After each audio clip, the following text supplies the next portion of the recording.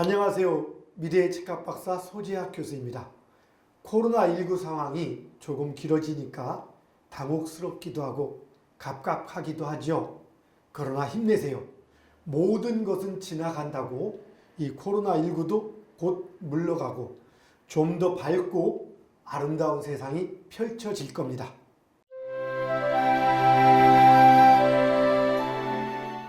오늘은 이런 코로나를 이기는 면역력과 자연치유력을 높이는 방법들에 대해서 많이 알려져 있긴 하지만 조금은 다른 관점으로, 즉 동양 미래의학적 관점으로 얘기를 풀어가 보고자 합니다.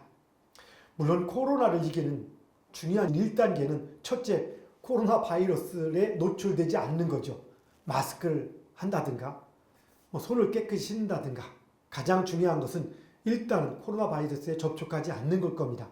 그런데 우리가 일단 현실을 살아가야 되다 보니까 본의 아니게 바이러스에 접촉할 수도 있고, 우리가 만나는 누군가가 바이러스 보균자일 수도 있고, 혹은 바이러스가 묻은 어떤 손잡이라든가 물건들을 접촉한 경우가 생길 수도 있습니다.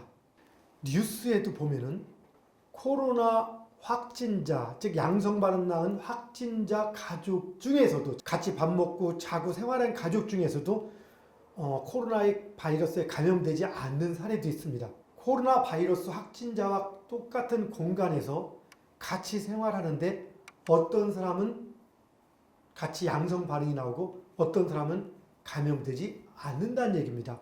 왜 그럴까요? 아마 면역력 차이일 겁니다.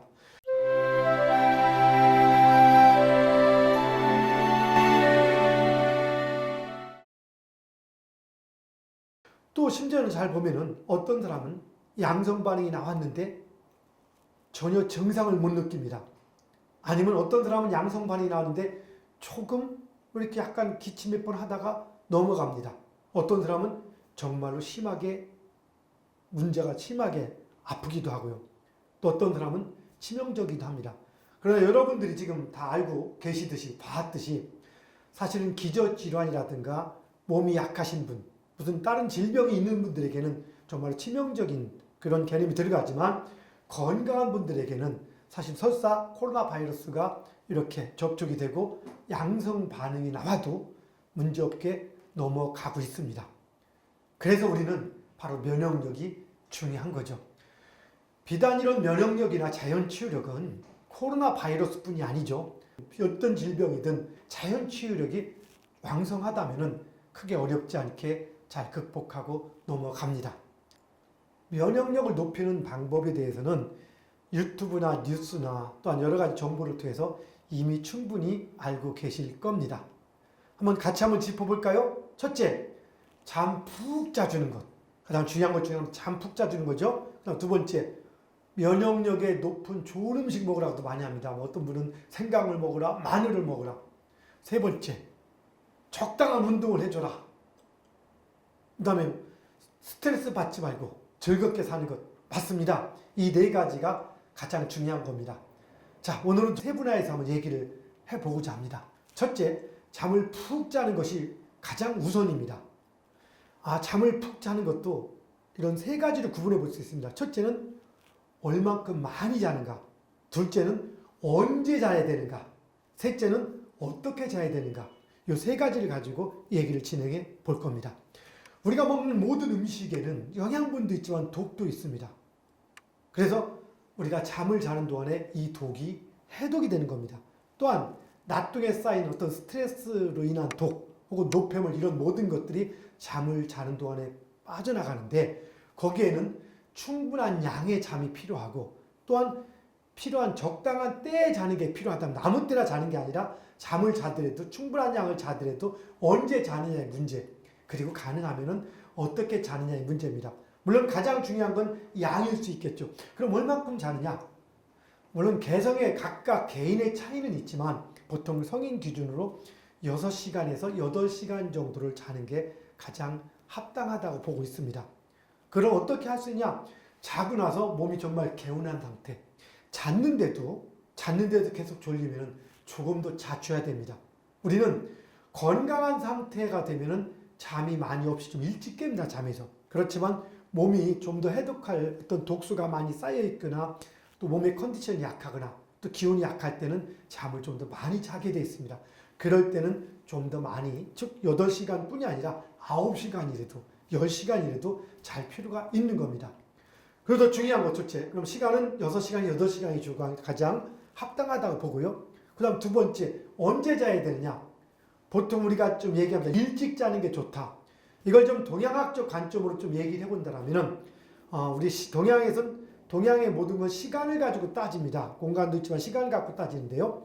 왜 자축인미 진사오미 신유술에 이걸 가지고 우리가 시간을 구분하는데, 지금 보시면은 이렇게 12지지가 지금 보이죠? 이렇게 자축인미 진사오미 신유술에 하루는 이렇게 이렇게 12시간으로 나눠져 있습니다. 물론 1년도 12달로 나눠져 있고, 또한 한 해 한 해가 전부 다 12띠에서 이렇게 움직여지죠.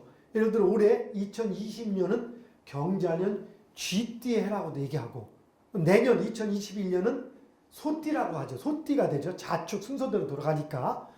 자, 이렇게 하루에 12시진 중에서 밤 9시 반부터 11시 반까지 사이를 우리는 해시라고 합니다. 즉 돼지의 시간입니다. 그리고 새벽 3시 반부터 5시 반까지를 인시라고 합니다. 즉 호랑이 시간이죠. 이 해시부터 인시 사이, 즉 정확히 시간으로 치면 밤 9시 반부터 새벽 5시 반까지 이 8시간이 우리가 가장 건강을 유지할 수 있는 자는 시간에 해당되는 겁니다. 그래서 즉 쉽게 말해서 밤 9시 반부터 새벽 5시 반까지 사이에서 7시간 내지 8시간 정도를 자줄 때 우리는 최대한 건강한 상태를 유지할 수 있다는 겁니다. 물론 현실에서 이것이 약간 쉽지는 않습니다. 남자분들 군대 갔다 오신 분들 알겠지만 보통 10시부터 6시까지가 취침시간입니다. 가장 잠자기 최적 시간에 취침시간을 만들어 놓은 거죠. 뭐 그것뿐만은 아니겠지만 규칙적인 생활도 있고 여러 가지가 있겠지만 그렇게 피곤한 힘든 훈련 속에서도 군생활하고 보면 건강해진 이유 중에 하나가 바로 그 잠자는 시간에 잠을 자는 원인도 없다고 할 수 없을 것입니다. 자, 그런데 또한 현실에서 참 쉽지 않다 보니까 현실에서 보통 9시 반부터 잠자기는 참 쉽지 않습니다. 그래서 보통은 10시에서 11시 사이에 잠을 자주고 그 다음에 일어나는 것은 7시 전후 6시에서 7시 사이에 일어나 주는 것이 가장 현실에서는 합리적인 어떤 취침 시간이 될 겁니다. 그런데 자, 이 중에서도 가장 골든타임이 있습니다. 즉 잠의 골든타임. 몇 시부터 몇 시까지일까요? 즉 8시간은 다 아닐지라도 최소한 4시간 내지 5시간 정도의 골든타임이 있습니다. 그 중에 4시간, 즉 11시 반부터 3시 반까지 혹은 5시간, 11시 반부터 4시 반까지 이 시간은 바로 잠의 골든타임입니다.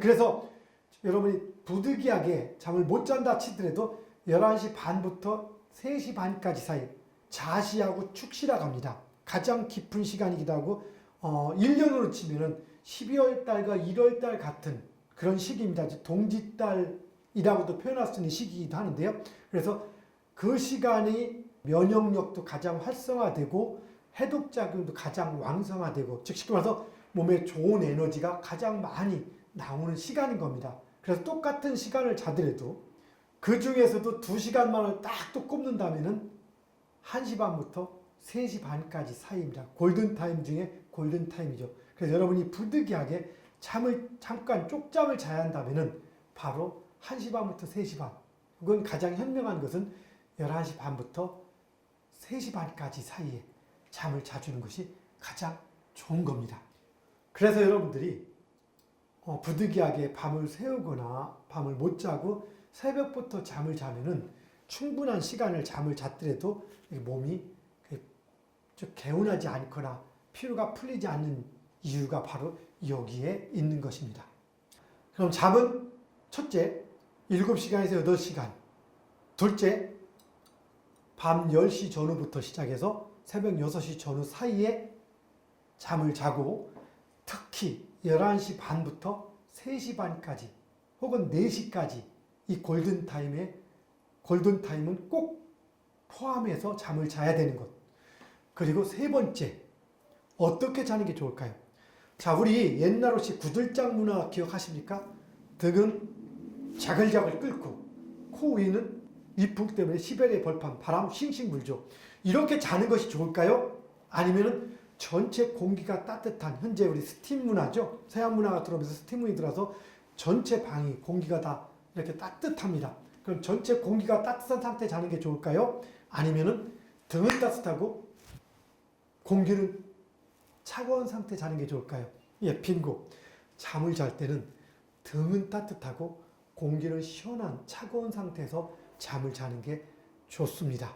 그래서 가능하다면은 옛날에 좀 약간 우풍이 들어오는 구들장에서 잠을 자는 게 건강을 지키는 데는 상당히 좋은 방법 중에 하나인 것입니다. 현재 우리 보통 대부분의 가정들이 보일러 문화다 보니까 전체 공기가 따뜻합니다. 그래서 여러분 주무실 때는 가급적이면 공기를 약간 선선하게 하고 방바닥을 따뜻하게 하고, 만약에 침대 생활 하신다면 침대 위에 전자파가 별로 없는 그러한 물침대라든가 장판 같은 것, 이런 것들도 틀어놔서 등은 따뜻하고 공기는 시원하게, 그리고 방문을 꼭 닫고 자는 것보다는 약간만 열어놓으면은 그것은 그 공기 순환도 되고 또 이렇게 시원한 신선한 공기를 접할 수도 있어서 아주 좋습니다.